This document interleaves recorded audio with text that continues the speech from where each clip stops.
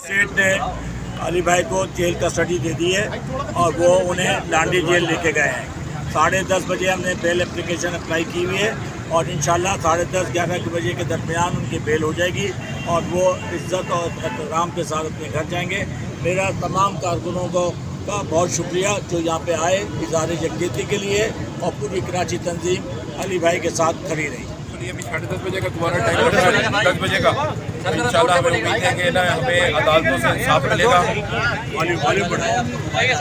हमें उम्मीद है कि अल्लाह ताला के करम से हमें इन अदालतों से इंसाफ मिलेगा और एक झूठा नाजायज़ फेक जो इन्होंने केस किया है पुलिस ने वो डिस्चार्ज भी होगा और अली भाई की बेल भी होगी और ऑनर इज्जत के साथ वो वापस अपने घर आएंगे और ईद बच्चों के साथ करेंगे।